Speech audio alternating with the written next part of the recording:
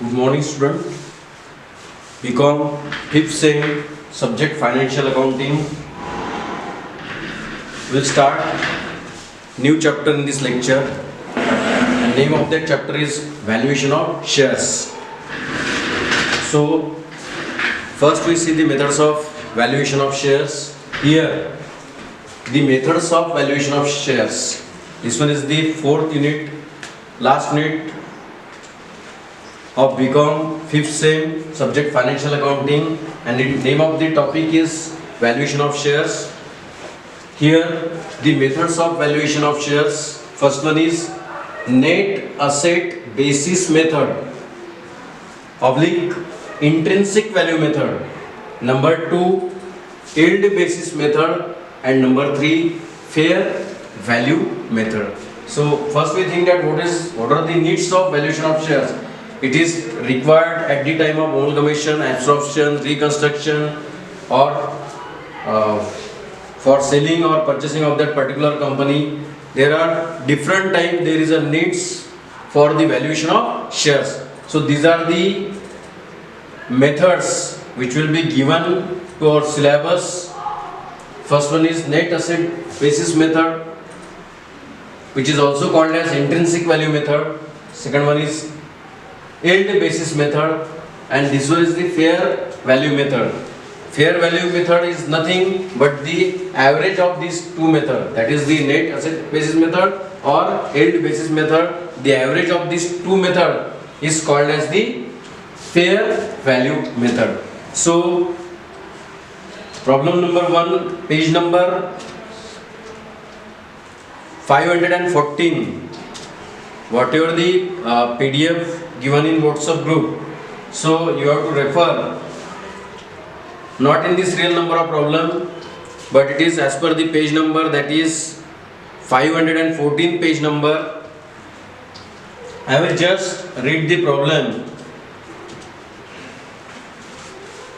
On 31st March 2003, the balance sheet of the A Limited is as follows: liabilities rupees, assets and rupees. After that balance sheet, on 31st March 2003, the fixed assets were independently valued as 5,50,000. जो asset की value, fix asset की value balance sheet में 5 लाख है, it should be valued at 5,50,000, and goodwill is to be 50,000. जो goodwill की value 40,000 है, वो goodwill की वैल्यू 50,000 है. जो फिक्स एसेट की वैल्यू बैलेंस शीट में 5 लाख है, वो वैल्यूएशन करने के बाद 5,50,000 है. Net profit of the last 3 years, last 3 years का जो है वो नेट प्रॉफिट दिया गया है. उसके बाद में लिखा है 20% of the profit was placed to reserve. उसमें का 20% जो है वो ट्रांसफर करना है रिजर्व को. This proportion being considered reasonable in the industry in which company is engaged, and where a fair investment return may be taken as 10%. Fair investment return जो है इसका 10% है. Compute the value of company share by, इसमें पूछा है calculate the value of share by. First one is net asset method and second one is the yield method. दो method से जो है वो वैल्यूएशन ऑफ शेयर्स पूछा हुआ है. तो शुरुआत करते हैं हम नंबर 1 से. मतलब कौन सी मेथड? नेट असेट मेथड से स्टार्ट करते हैं. नेट असेट मेथड से कैलकुलेट करते वक्त सबसे पहले आपको कैलकुलेट करना है net asset available for equity share holders at all the assets at a market value. पहले क्या कैलकुलेट करना है, इतना ध्यान में रखना है पर्टिकुलरली. क्या कैलकुलेट करना है? Net asset available for equity share holders. Equity share holders के लिए कितनी नेट असेट्स अवेलेबल है वो कैलकुलेट करना है. और वो कैलकुलेट करने के लिए क्या लेना है? All the assets eight market value. ये ध्यान में रखना है, all the assets eight market value.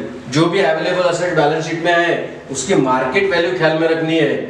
तो हमने लिया फिक्स्ड असेट. यहाँ फिक्स्ड असेट बैलेंस शीट में 5 लाख रुपीस है, लेकिन उसकी मार्केट वैल्यू कितनी है?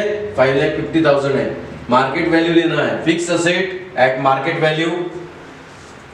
करंट असेट, प्रॉब्लम में करंट असेट है 2 लाख एज इट इज है, कोई अलग से वैल्यू दी हुई नहीं है। गुडविल 40,000 है लेकिन उसकी मार्केट वैल्यू जो है वो 50,000 है। गुडविल 50,000। ये 3 ही असेट दी हुई है, क्या लिखा हमने, all assets eight market value, fix asset eight market value, current asset की कोई दूसरी वैल्यू नहीं है यानी book value, goodwill eight market value 50,000, total 8 lakh minus external liabilities. अब एक्सटर्नल लायबिलिटीज में अपने प्रॉब्लम में 2 ही लायबिलिटीज है, 5% डिवेंचर है और करंट लायबिलिटीज है। तो 5% डिवेंचर 1 लाख है और करंट लायबिलिटीज 1,30,000 है, इन दोनों की टोटल 2,30,000। 8 लाख माइनस 2,30,000 आते हैं 5,70,000। उसको क्या नाम देना है, net asset available for equity share holders. ये सबसे पहले ये मेथड में ध्यान में रखना है, you have to calculate net asset available for equity shareholders. First you have to calculate net asset available for equity shareholders, and how it is calculated, it is calculated by taking all the assets at market value, the assets given in balance sheet, after that minus external liabilities. In this problem only 2 external liabilities are given, first one is 5% debenture and second one is current liabilities.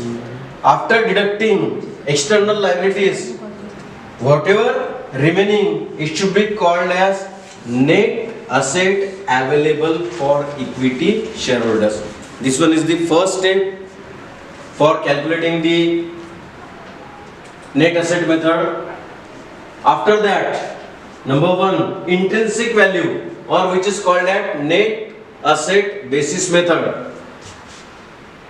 Name is same, either you have to call net asset basis method or intrinsic value method.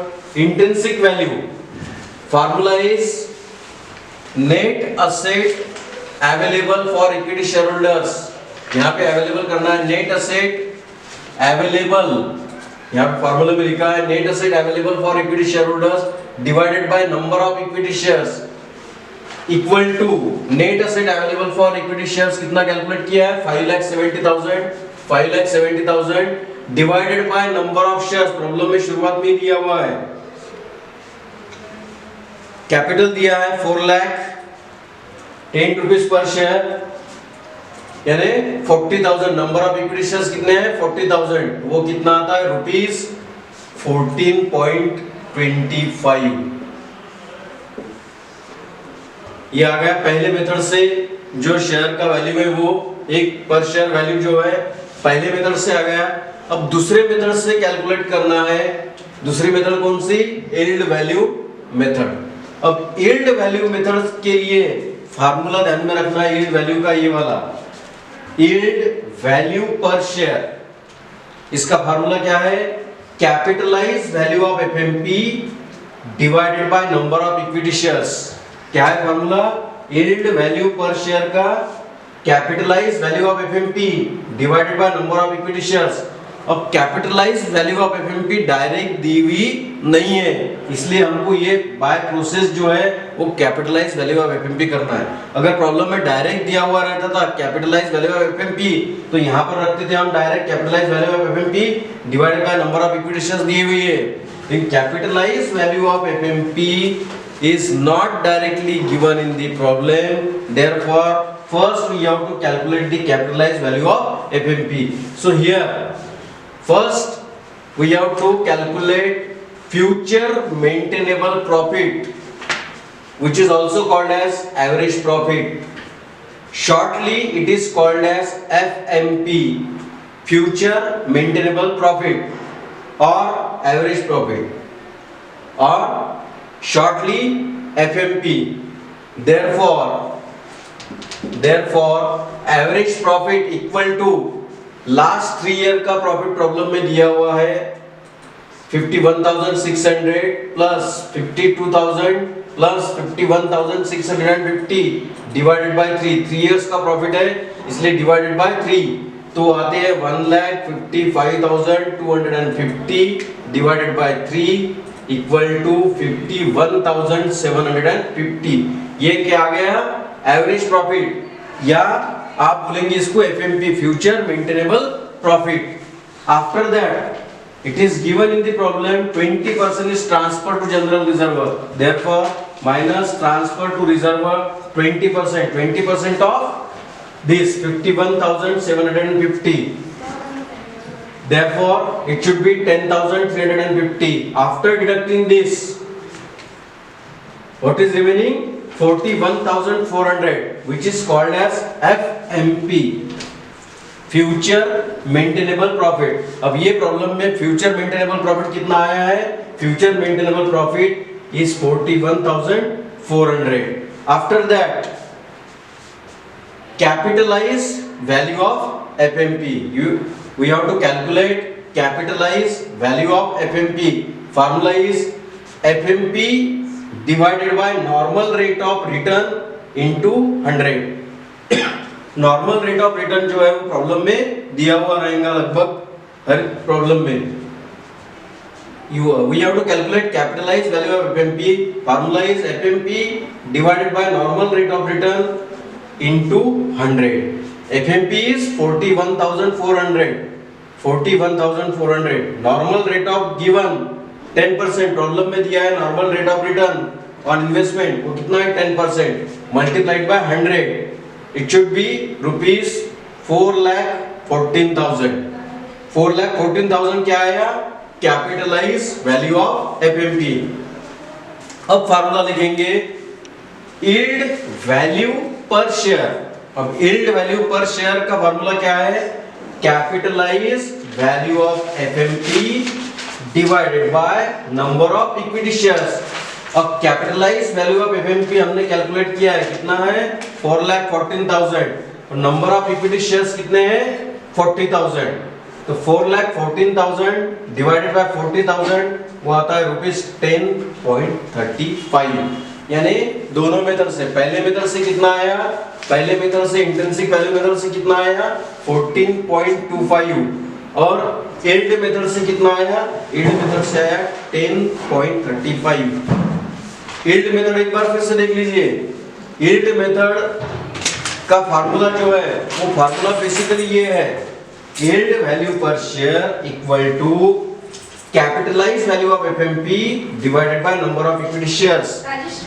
अब हमारे पास capitalise value of FMP नहीं था, capitalise value of FMP नहीं था, इसलिए पहले हमको कैपिटलाइज वैल्यू ऑफ एफएमपी निकालना पड़ा। वो कैसे निकाला?